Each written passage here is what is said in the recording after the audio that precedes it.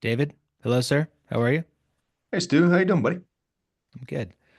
I'm still recovering from a full weekend of 7-year-old Little League baseball Mm. tournament. Mm-hmm. Um, I'm exhausted.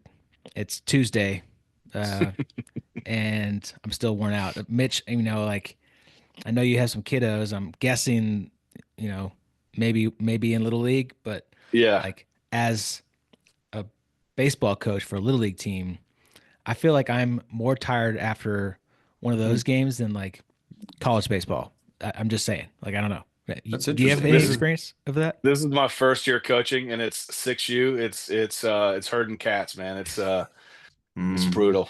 It's brutal. Yeah, Stu, and I'm also a coach. Football is my sport, and I would just offer what I offer my kids, Stu, and that'd be, hey, dude, suck it up, man. Like toughen up a little bit. You know what I mean? Like maybe find some resilience, maybe find a little bit of toughness, push through. You know what I mean? dude, no kidding. Saturday, like late afternoon, we had like back to back games. It was like a full tournament, and like we got home at like 7 o'clock, and I was like done. Like I was like, kids, get in the shower, get your jammies on. We're going to bed, and I'm out. And I was like, literally, like Baseball is not for in fun. This wasn't like, fun today. So this dude, You isn't a guys kid's lost. sport. This Go to isn't a sleep. kid's Yeah. yeah. game that we're supposed to be encouraging you to grow and be better human beings. And also, it's a game. It's Yeah. not that. This is No, serious. Go shower. Get out this of is my serious. face. Yeah. Go to bed. Get your rest for tomorrow. We're winning this thing. Let's We're go. winning. We're winning. And we got swept again.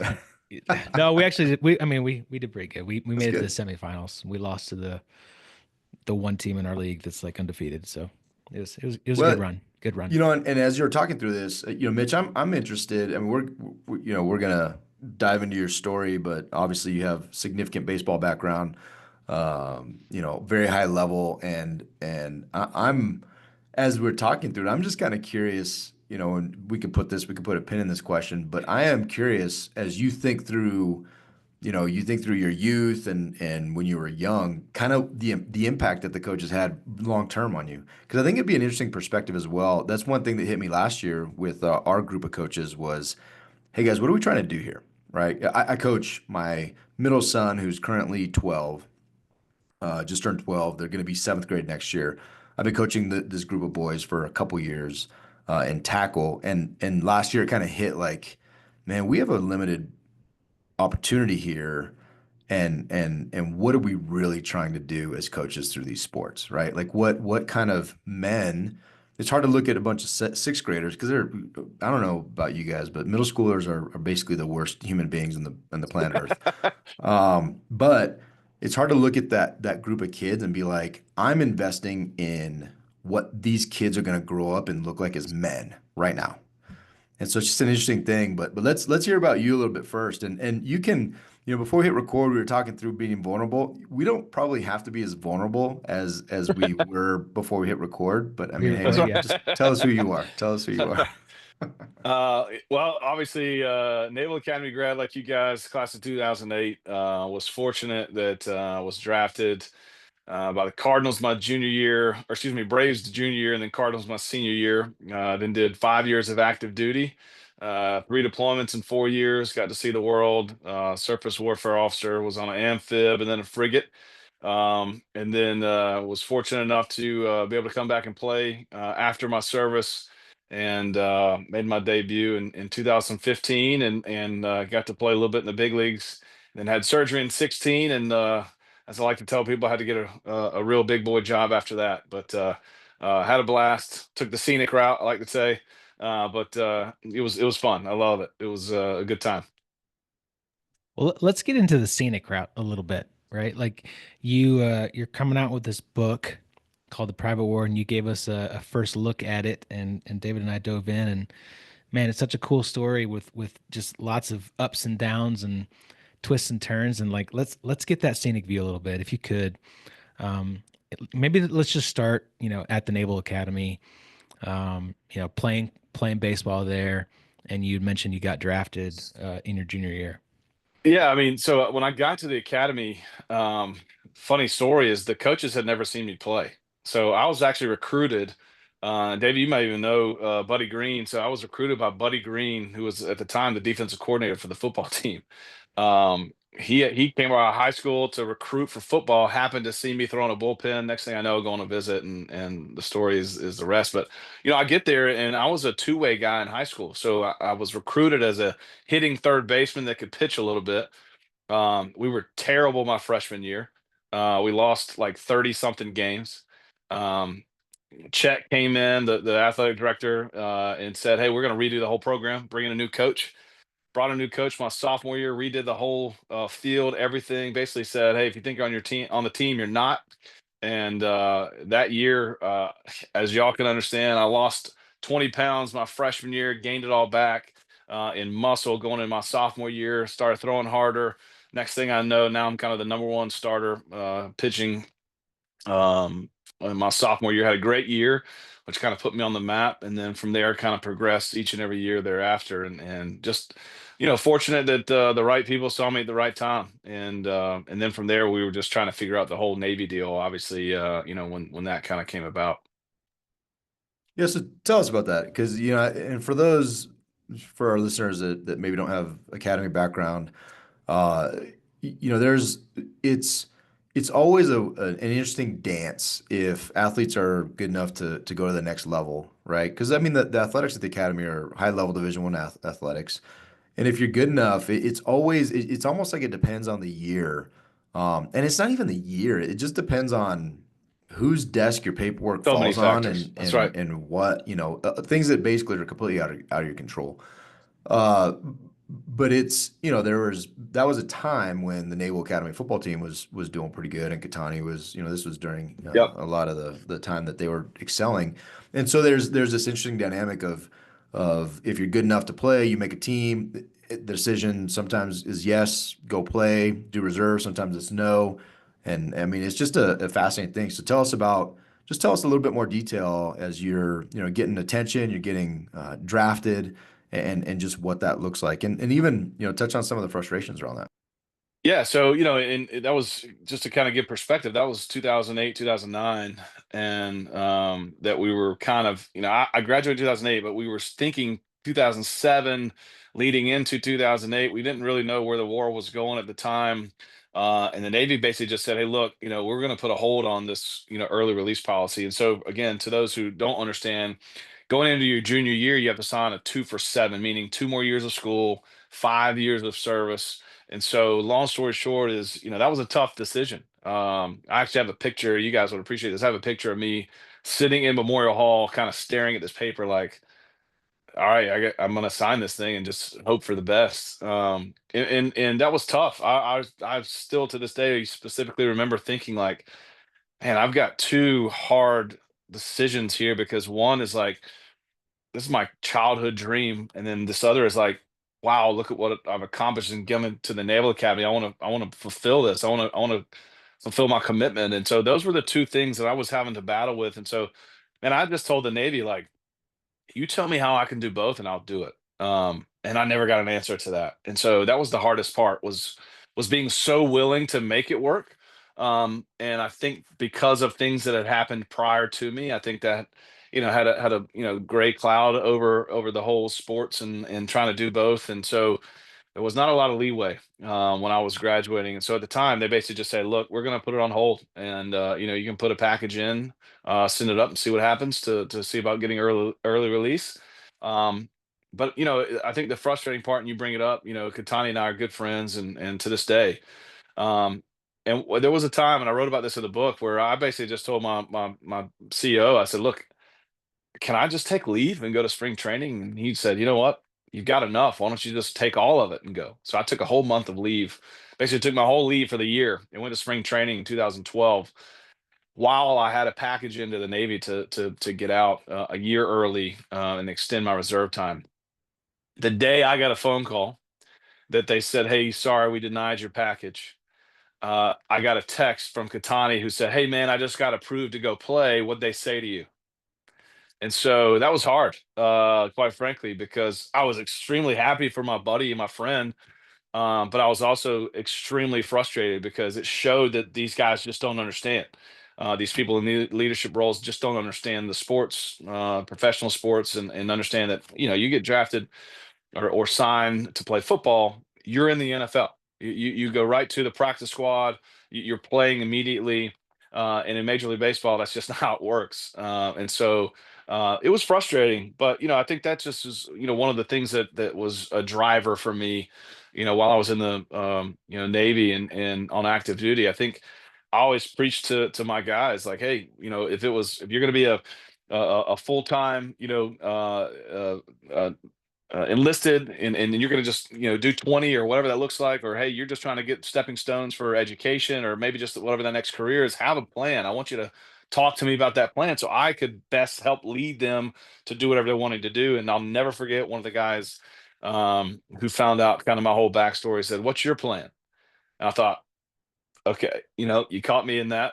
You know what? I'm going to come up with one, and I'm going to sit and talk to all of you about what I'm going to do. And man, to this day, that meant a lot. And what was really cool is he was at my debut in Milwaukee, and so it came real full circle because as I pushed my guys to say, hey, whatever that is you want to accomplish, man, set your eyes on that and do it.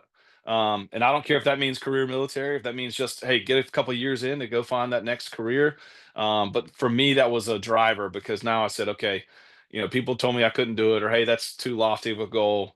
And I'm going to prove to these guys that you can, accomplish whatever it is you want to put your mind to.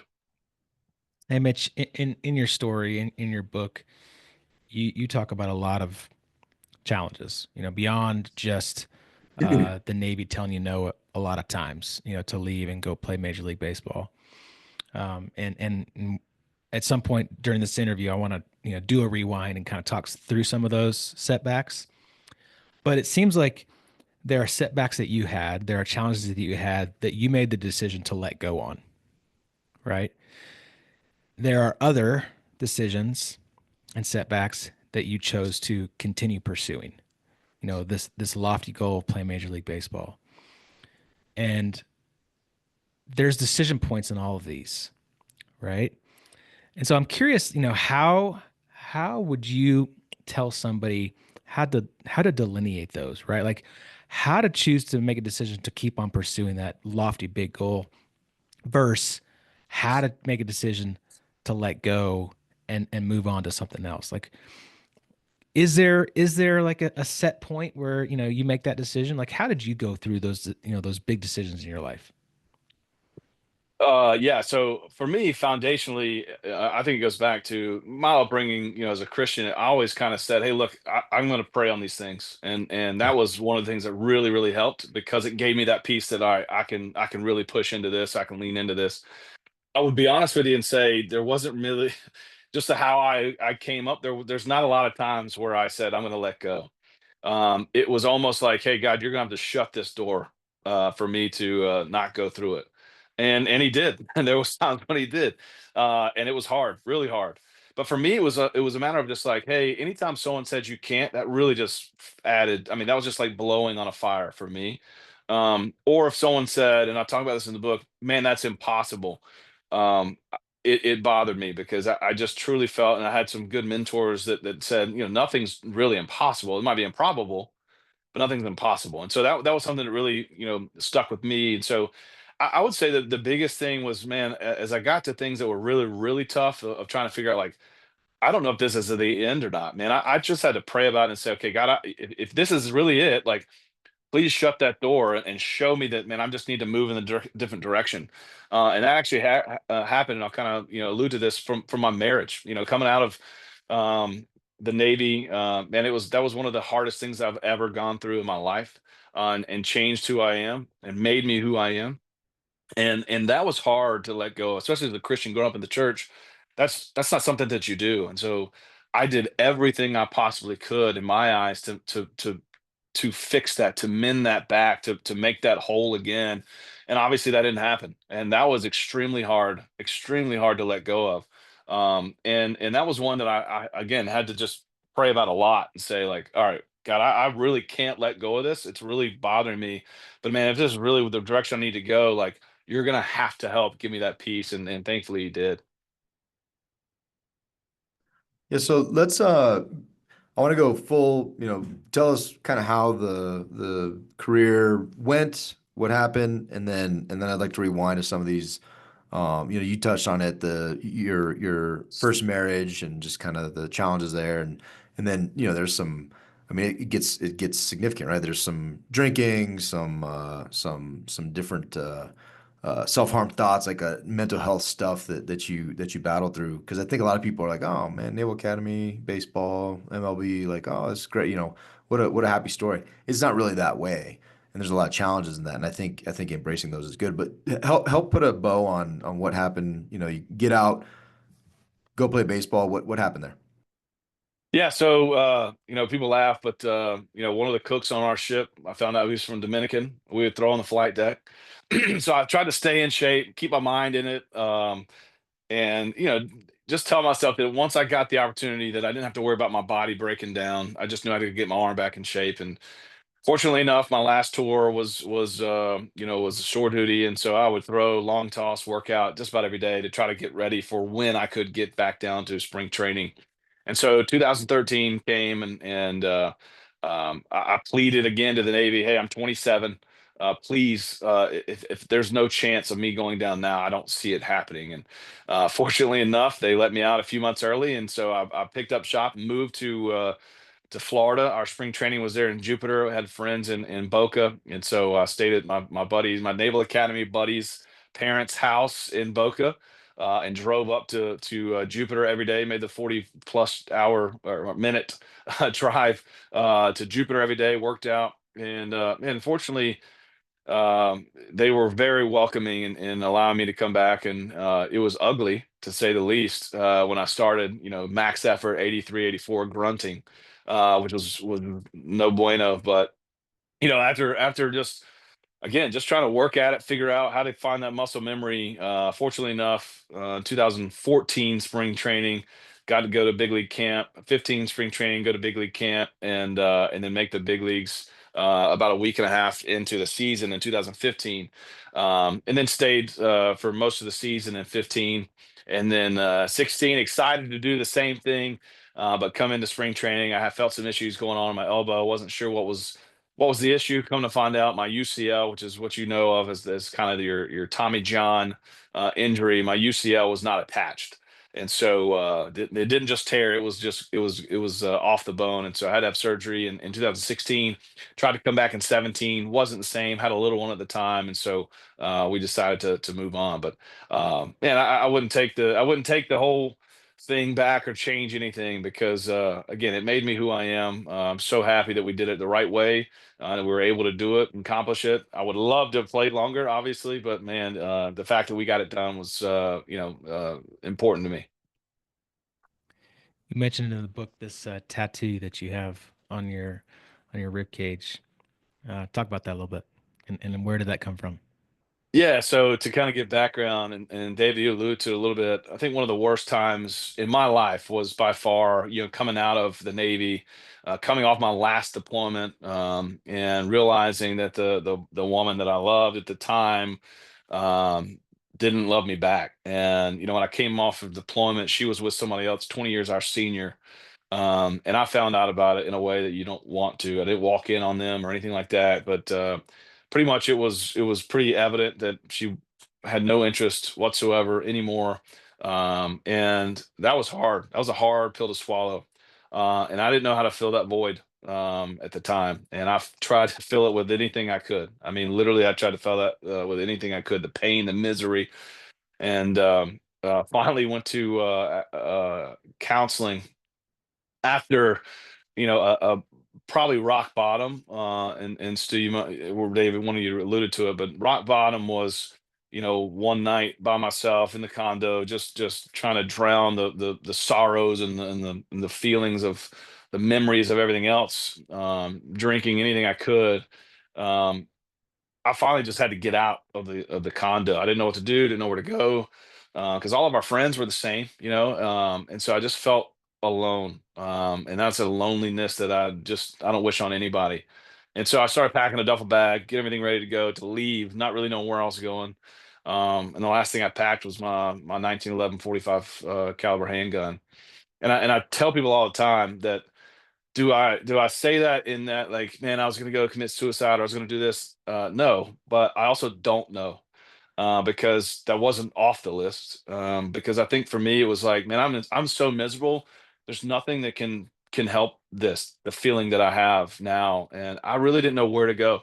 And the coolest part of the story is when I got to the truck, I went grabbed the door handle to leave, and again, just kind of just to go for a drive, and my mom called as I was leaving, grabbing the door handle.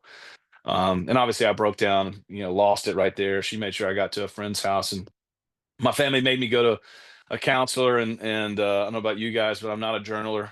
In my mind, when you say journal, I think of a pink fluffy notebook that you write your feelings and crushes in. And so That's what this Stu has. counselor, I mean, yeah, yeah, the one that Stu was that's talking not about earlier. inaccurate. Yeah, yeah, it's not inaccurate. Yeah, close enough, close enough. But I mean, it was Yeah, it it's was brown. hard because brown and fuzzy, close enough. But it was hard because for me, it was like, man, that's not me. I don't that doesn't sound like anything that's going to help. And so one night I finally said, well, what do I have to lose? I'll just start writing things down. And man, I wrote all kinds of stuff, just anger, frustration, all the things. And I finally started going back and reading what I'd written, and I came across this quote that I wrote down. It just said, "It takes courage to face the mountain and strength to climb, but when you reach the summit and see the valley, you realize who you become."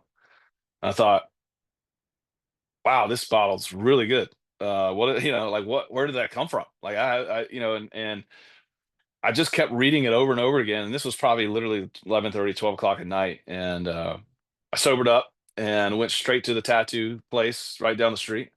And I told the guy, I said, look, I want you to put this on my ribs right now. I don't ever want to forget this moment.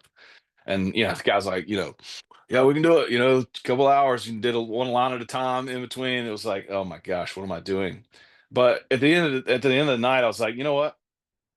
Yeah, that was a rash decision to go do that immediately. But I'm so thankful that I did, because every morning when I get up and I look myself in the mirror getting ready for the day, I can remind myself of the depth of which I climbed out of, and looking back, seeing the summit now of being happily married for 10 years this year, two kids, successful career, things that I've accomplished. I get to look back and say, wow, man, it did take courage. It did take strength, but man, it's really cool to look back from the summit that I'm at now to see the depth of which I had to crawl out of.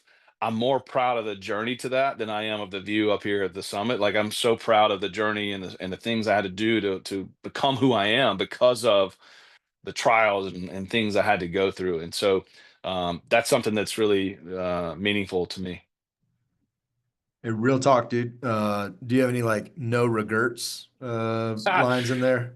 Is it sad that I still every now I'm like, did he misspell that word? I kind of like make sure checking, spell check Yeah, is it's not good. Yeah, doesn't work on no tattoos, regrets. but No yeah. regrets. That's awesome, man. And I appreciate you sharing. And in your book, you I mean, you get very vulnerable. Like it just as I was reading through it, it just grabbed a hold, right? Because I think it was so, and you touch on it, but it grabbed a hold of me from a couple perspectives. One, um, the complete reliance on God. That we have to get to a place that it's and I was before this call, um, I was doing some journaling and some praying. And oh, this was a gift recently. I want to highlight this to all our readers, but someone gave me a journal. It's a leather bound journal. It's a 5-year journal. I'll And see, that's a so cool journal, like a leather bound. this That's a is sick super journal. cool. It's super cool, right? It's leather bound, but the reason I want to point it out is because you Since everyone's showing the effectively journals, I do journal now, so that yeah, everyone no, it's knows. I great. do have, It's yeah. great. I'm a big believer. But when we talk about journaling, there's only enough room on each page. It's 5 years, right? There's only enough room for a couple lines. But the beauty of it is whatever I capture today, I don't know what I'm going to capture, but whatever I capture today, it'll be really cool to see it the same day next year and then 5 years forward, just to be able to see tangibly the growth. And your book, I think, is a very not I think your book is an amazing way to capture the true story of what happened, where you were, and where you've come.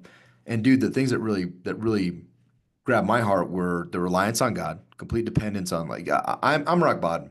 I can do nothing, and a lot of the things that you're experiencing were out of your control. right? Yeah. Your ex-wife, I mean, you have no control over that.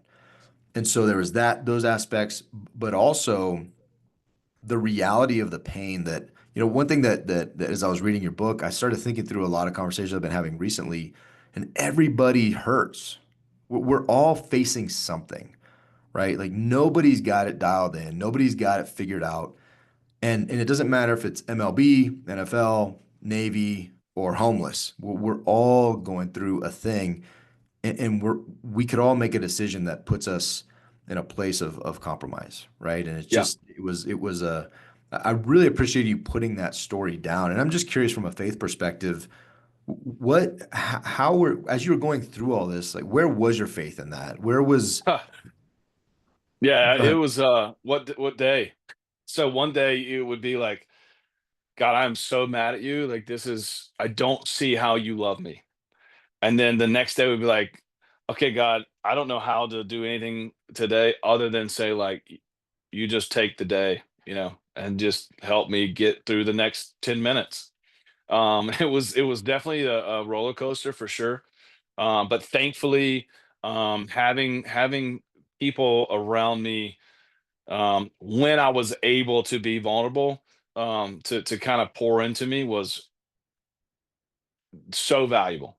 And I think that's what drives me now is with this story is making sure that people know, like, and I talked about this I think before we started recording, but like one of my biggest passions with men, right, is we are so quick to be like, yeah, look at the scar, look what happened to me, look how tough I am. And as soon as I ask you about that scar, it's like, oh, something happened. It's like I don't want to talk about it. I don't want to be vulnerable. I don't want to tell you that I felt pain. I don't want to tell you that I failed. I don't want to tell you I made a bad mistake. But what we forget about that is there's so many others that have that same wound and their wound is still open. And if we don't help to say, hey man, I've gone through that. Hey, I got through that. I helped, this person go through this, or man, I've been there. I can relate. Then those people are gonna sulk in that wound, and they're gonna try to fill that and fill that void with something that that doesn't help or makes things worse. And so that's been my challenge and motivation is making sure that men know that it's okay to seek help. It's okay to just reach out and say, man, I don't know what to do. I need somebody to just say, hey, I've got your six, man. I'm right behind you. I've got you.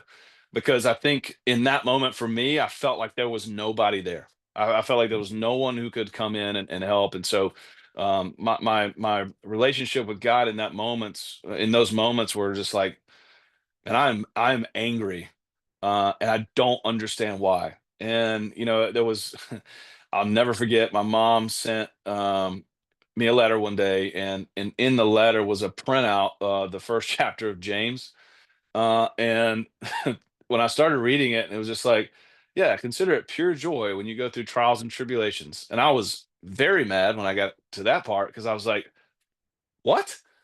How am I going to consider this joy when I'm in misery?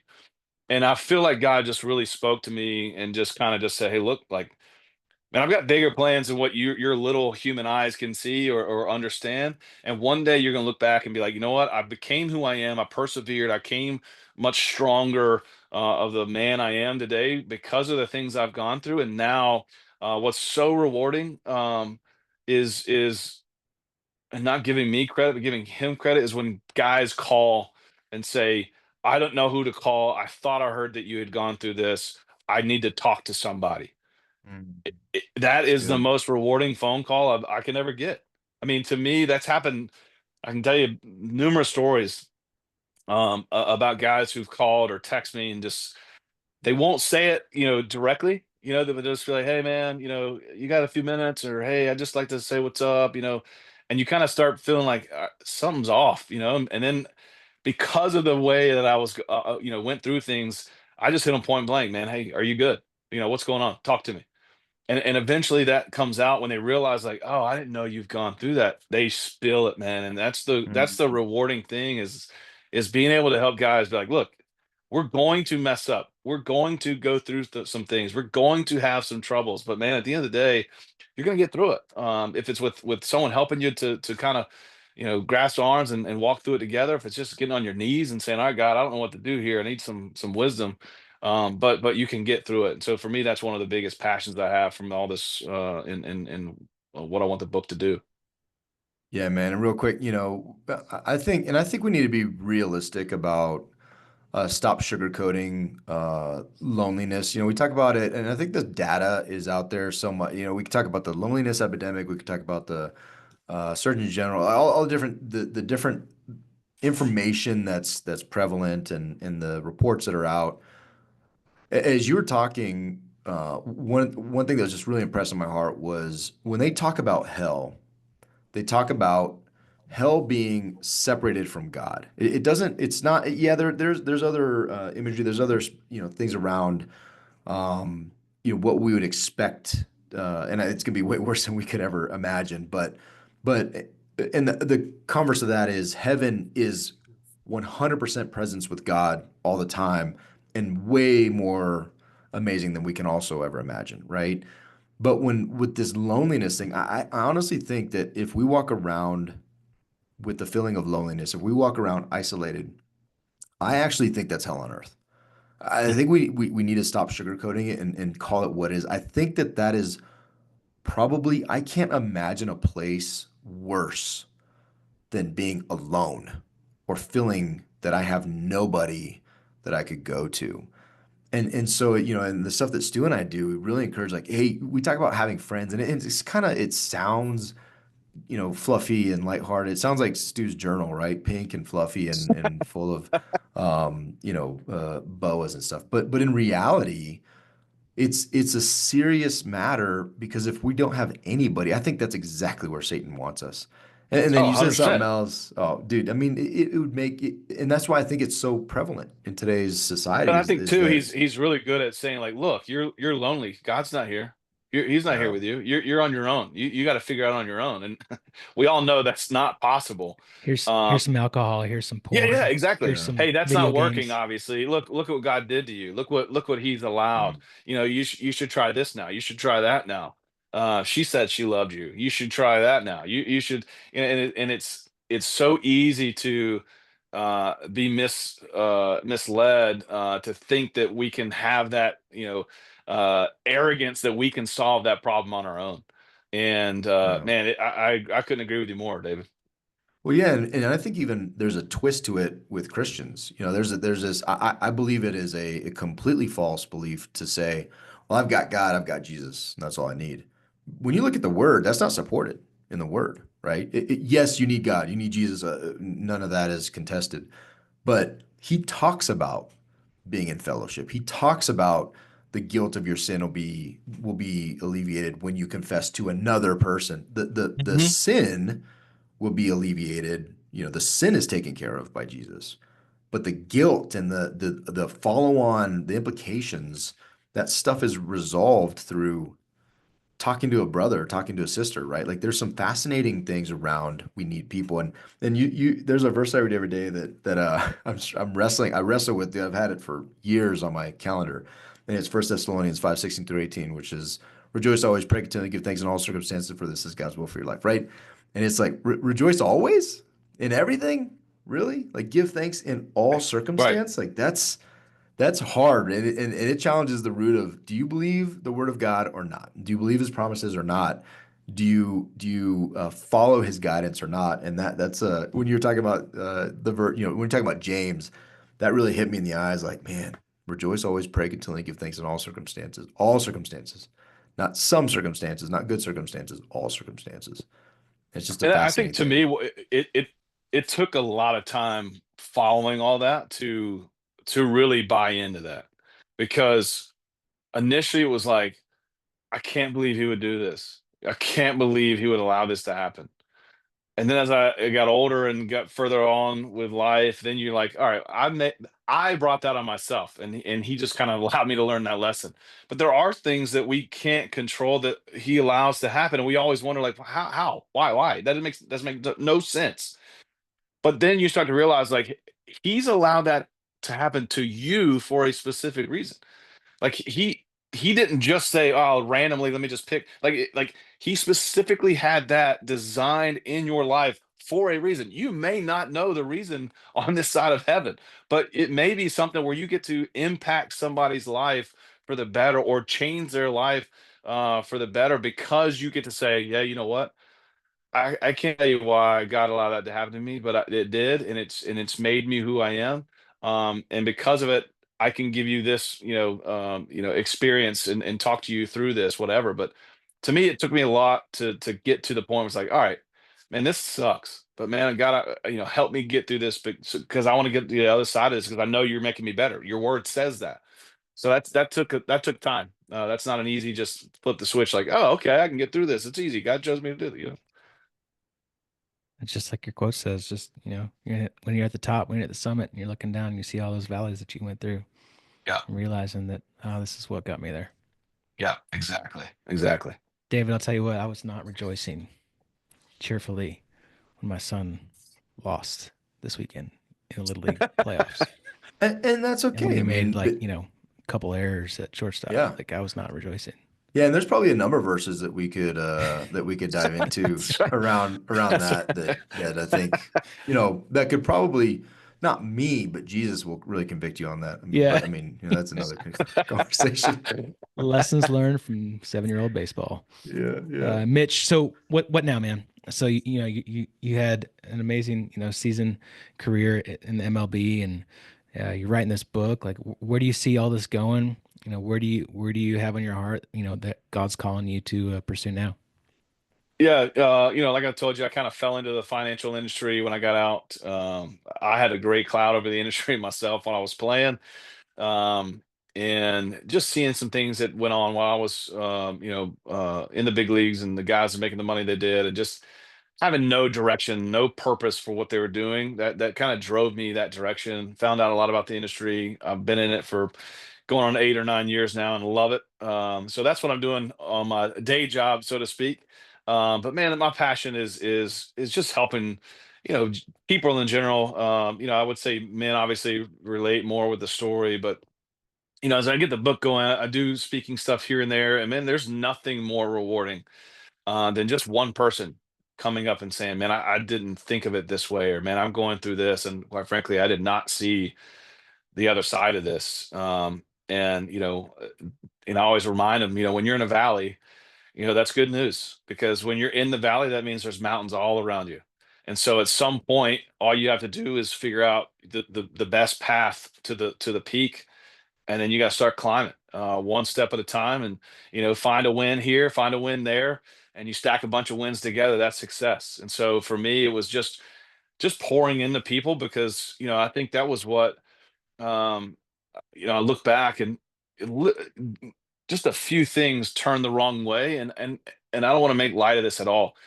I truly think that just a few things go the wrong way, and I may not be sitting right here.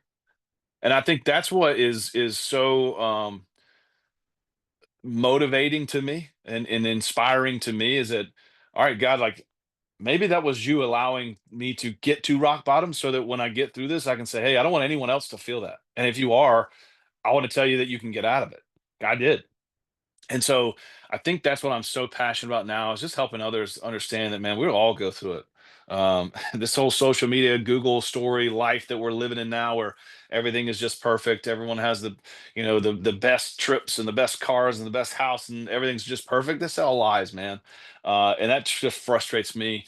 Um, and so that's what I want to tell is the real story that man behind success sometimes is some ugliness. Behind really awesome viewpoints at mountain peaks.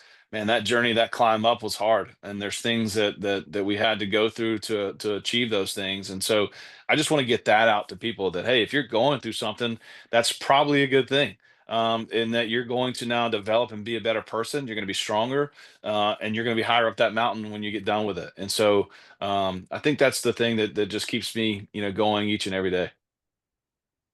Yeah, man, that's I love it. I can't wait for, so I know you don't have an exact date, but when do you kind of estimate the book should be coming out? Where can people get it? Yeah. Give us some of that info, yeah. Yeah, so I want we're we are done with the book. We are just, crossing T's, dotting I's, making sure everything's ready to go. I think it'll be ready to go by to mid to late July. Hopefully sooner. But we're basically kind of keeping everybody up to date via social media. You can go to mitchharris.com. There's all kinds of stuff there as well. And all the social medias are on there. But yeah, we're excited. I'm super excited because again, I think so many people see, the story, quote unquote, say, man, what a cool story. Naval Academy to active duty to the big leagues. That's a really cool story. And I just grin because it's like, you have no idea. And I can't wait for you to read the full story. And so for me, again, that's the motivation is I want people to not only read my full story, but take pride in their full story. And that like, Mm. hey, just because you feel like your story is ugly right now, man, it's gonna be that much prettier when you finally get to that time and look back and be like, man, that was brutal. But look who I am today. Look what I accomplished. Look at the impact not only in my life I've had, but on the other people that saw me go through these things. And that's what I'm passionate about. And so when I'm scrolling social medias, those aren't all true stories that I shouldn't continue to be jealous about. Yeah, and I thought, some of those filters are not real. I just have to say, so hmm, you can add hair, but I wouldn't do it. Like there's yeah, some cool filters that you can do. Can you change your Um, nose to be straight instead of yeah, crooked? yeah, straight nose, like this flattened thing here in the yeah, you middle. can you can Yeah, I can. unbreak it, man. You can Yeah, make it all nice sweet. and I yeah. thought So like I'll it send had you an to. app. I thought it Yeah, had that's like if good. it happens on Insta, like you know Yeah, it's real. real. And for Yeah. sure, TikTok. Anything you see on Mm. TikTok is, take it as fact for sure. Yep. Yep. Yep. I'm gonna leave. I actually read this verse last weekend on Saturday, and I posted about it on the socials, on the Instas. But it's from James, James 1:3-4. For you know that when your faith is tested, your endurance has a chance to grow. So let it grow. For when your endurance is fully developed, you'll be perfect and complete, needing nothing. Boom. It's And good stuff, man. that was it, man. That was the verse that rocked me when my mom sent it, after obviously consider pure joy. When I got that, I was like, okay, that's what turned the corner for me was reading that a million times and thinking, I don't see it yet, God, but I'm just gonna trust and believe that you are doing it because boy, I don't see that. And years later, looking back, those verses, um, changed me forever, and that was cool. Well, dude, I can't wait for people to read your story, to read your book, for it to come out. We'll be on the lookout for it. I can't wait to have a copy in my hands. And thank you for your courage. Thank you for your courage to be vulnerable and to tell your full story, not just the Insta Life story, because I know you will impact a lot of people.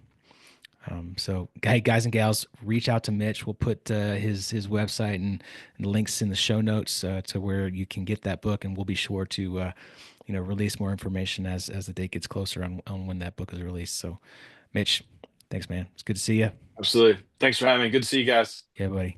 Go Yeah, Navy. thank you, Mitch. Just super, super grateful for you and for two things. One, just the blessing that others will receive from your story, and two, I just thank God you're not a West Point guy.